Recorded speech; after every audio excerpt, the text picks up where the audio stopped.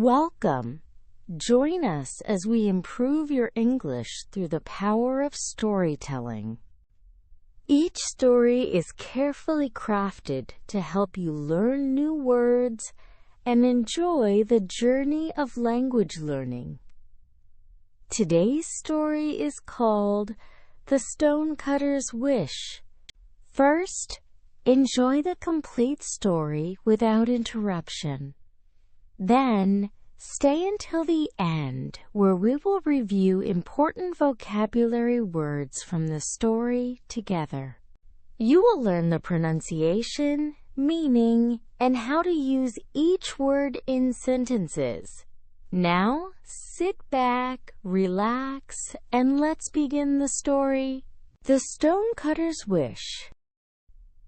High in the mountains of Japan, there lived a poor stonecutter who worked every day, cutting and shaping stones from the mountainside.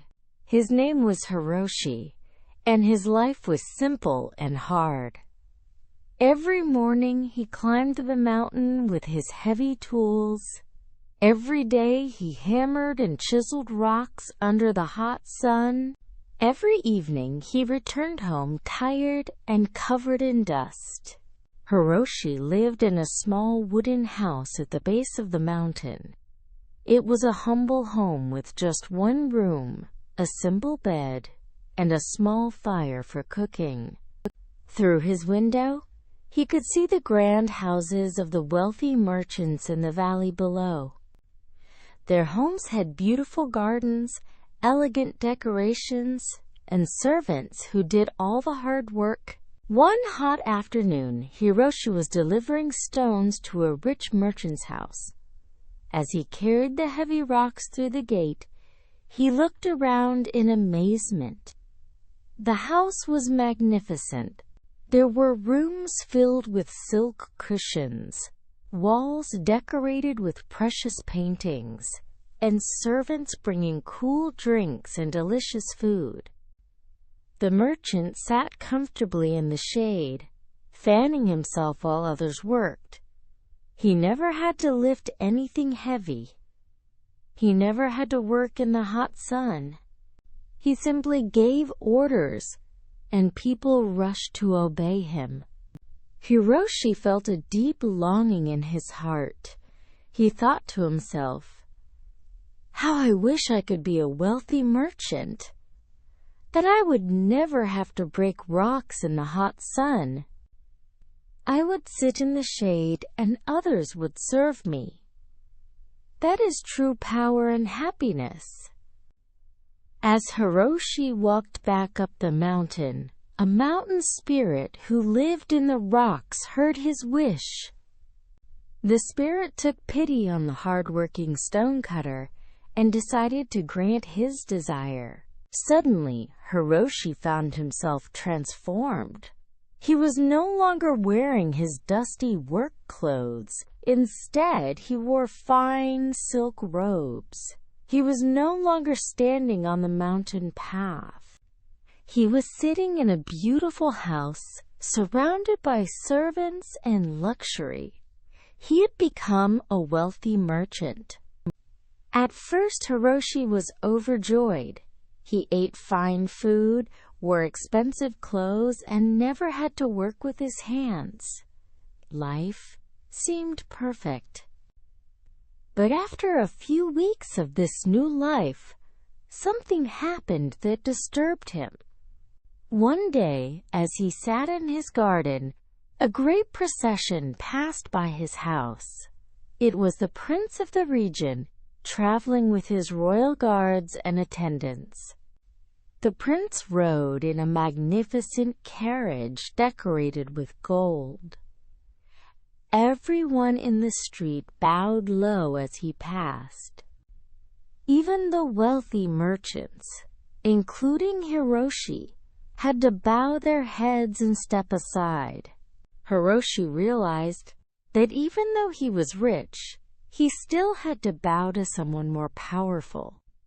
The prince had authority over everyone, including wealthy merchants. The prince could go anywhere and do anything he wished. Nobody could tell him what to do. How I wish I could be the prince, Hiroshi thought. The prince has real power. Everyone must bow to him. That is true greatness. The mountain spirit heard this wish and granted it. Instantly, Hiroshi became the prince. He rode through the streets in a golden carriage. Everyone bowed before him. Guards protected him. Servants obeyed his every command. He felt invincible. But one scorching summer day, as the prince traveled across his land, the sun beat down mercilessly. Despite his royal umbrella and his servants fanning him constantly, the heat was unbearable. His skin burned. His throat was dry. Even inside his carriage, he could not escape the power of the sun. Hiroshi looked up at the blazing sun and realized something. The sun was more powerful than any prince. The sun touched everyone, high and low. It did not care about titles or authority. No one could command the sun. No one could escape its reach. How I wish I could be the sun, Hiroshi thought. The sun is the most powerful thing in the world. It shines on everyone, and no one can control it. That is true power. The mountain spirit granted this wish too. Suddenly, Hiroshi became the sun. He blazed in the sky, powerful and bright. He shone down on the earth, making crops grow and rivers flow. Everyone depended on him. Nothing could challenge his power. Or so he thought. After some time, dark clouds began to gather. They moved across the sky, blocking Hiroshi's light. No matter how brightly he tried to shine, the clouds covered him completely. The earth below grew dark and cool. Rain poured down. Hiroshi realized that the clouds were more powerful than the sun. They could block his light and control what reached the earth. How I wish I could be a cloud, Hiroshi thought. Clouds can block even the mighty sun. They bring rain and storms. That is real power. Once again, the mountain spirit granted the wish. Hiroshi became a great storm cloud. He floated across the sky, blocking the sun and bringing rain wherever he went. He felt mighty and free, controlling the weather itself. But as he rained down on the earth, he noticed something frustrating. No matter how much rain he poured down, the mountain stood firm and unmoved. The water flowed around it, but the mountain itself remained solid and unchanging. Rain could not move it. Storms could not shake it. The mountain was stronger than any cloud. How I wish I could be the mountain, Hiroshi thought. The mountain stands forever, unmoved by anything. That is the greatest power of all. The mountain spirit granted this final wish. Hiroshi became the great mountain where he had once worked. He stood tall and proud, solid and permanent.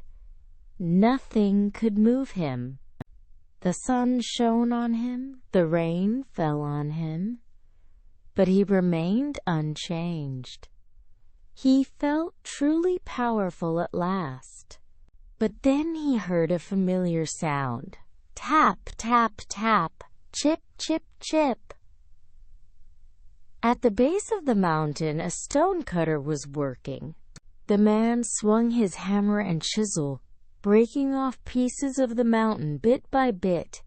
Each strike removed a small piece of rock, Day after day, the stonecutter slowly changed the shape of the mountain. Hiroshi realized with sudden understanding that the mountain, for all its size and strength, could be shaped and changed by a simple stonecutter.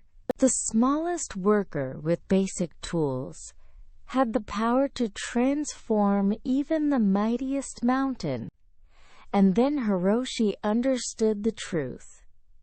True power was not in being wealthy or royal or mighty like the sun or the mountain. True power was in accepting who you are and finding meaning in your work. The stonecutter had always possessed dignity and purpose. He had just been too blind to see it. How I wish, Hiroshi thought with deep wisdom, I could be a stonecutter again. The mountain spirit, who had been waiting for Hiroshi to learn this lesson, granted the final wish with joy. Hiroshi found himself back in his own body, standing on the mountain with his hammer and chisel in his hands. He was wearing his simple work clothes. His small house waited for him at the base of the mountain. But everything had changed. Not his circumstances, but his understanding. Hiroshi now knew that he did not need to be anyone else. He did not need wealth, power, or status to have value. His work had meaning. His life had purpose. He could shape the mountain itself with his own hands and his own effort. That was a power greater than any crown or throne. From that day forward, Hiroshi worked with joy and contentment. He still broke rocks and cut stone. He still climbed the mountain every day. But he no longer wished to be someone else. He had learned that the grass is not always greener on the other side. He had learned that true happiness comes not from having more power over others, but from appreciating the power you already possess. The mountain spirit smiled, pleased that the stonecutter had finally understood. Sometimes the most valuable lessons come from experiencing what we think we want, only to discover that what we had all along was exactly what we needed. This is the end of the story. I hope you enjoyed this profound Japanese tale about contentment, perspective, and understanding true power. Now let's review the important vocabulary words we heard in this story. Listen carefully to the pronunciation, meaning, and how to use each word. Vocabulary review. Number 1. Humble. Listen carefully to the pronunciation. B-L-E. Let me spell it for you. H-U-M-B-L-E. Humble. Humble means modest, not proud, or simple and basic. When something is humble, it is plain and unpretentious. When someone is humble, they do not think they are better than others. In the story, Hiroshi lived in a humble home. His house was simple, basic, and modest. It was not fancy or impressive. Here is another example. Despite his success, he remained a humble and kind person. One more example. They served us a humble meal of rice and vegetables. Number 2. Magnificent. Listen to the pronunciation. Mag, N-I-F-I-cent. Let me spell it. M-A-G-N-I-F-I-C-E-N-T. Magnificent. Magnificent means extremely beautiful, impressive, or grand.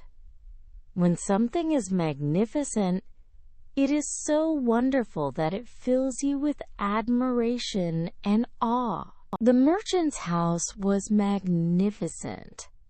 It was beautiful, impressive, and filled with luxury. Here is another example. The palace was a magnificent building with marble columns. One more example. She wore a magnificent dress covered in jewels. Number 3. Invincible. Listen carefully. Invincible, spelled INVINCIBLE.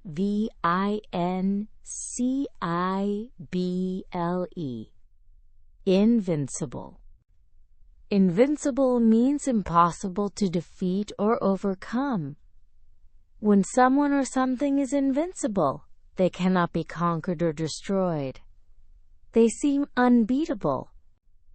When Hiroshi became the prince, he felt invincible. He felt so powerful that nothing could defeat him. Here is another example. The champion seemed invincible until he met his match. One more example. Their army appeared invincible with such advanced weapons. Number 4. Mercilessly. Listen to the pronunciation. Mercilessly. Let me spell it. MERCILESSLY.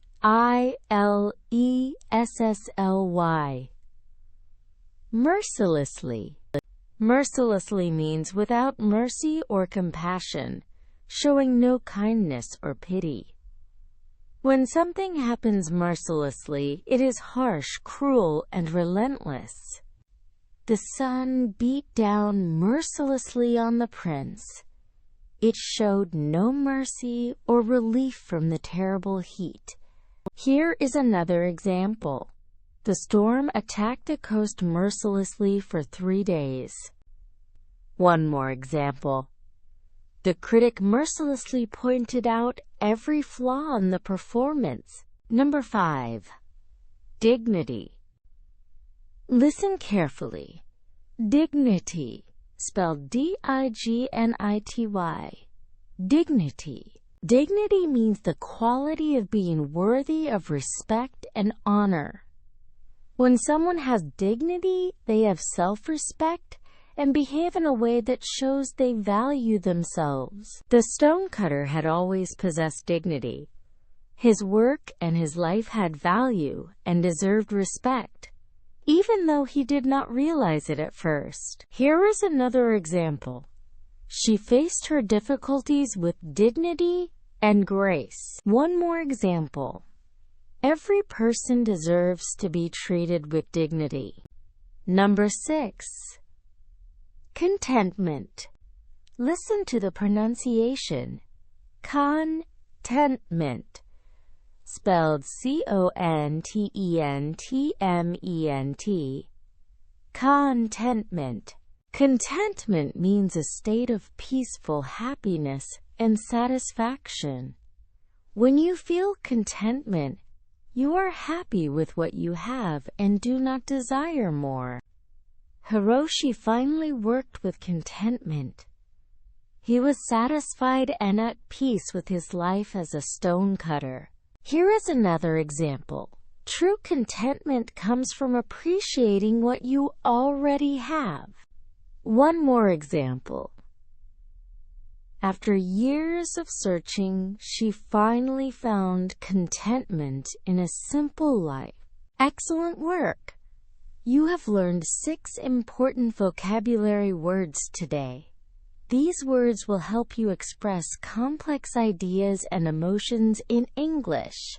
The words we reviewed are humble, magnificent, invincible, mercilessly, dignity, and contentment. Try to use these words in your own sentences this week. The more you practice, the more natural they will become. Thank you for learning English with us today. Remember the lesson of the stonecutter. True happiness and power come not from being someone else or having more, but from appreciating who you are and what you can do. The grass is not always greener on the other side. Contentment and dignity come from within. See you in the next story.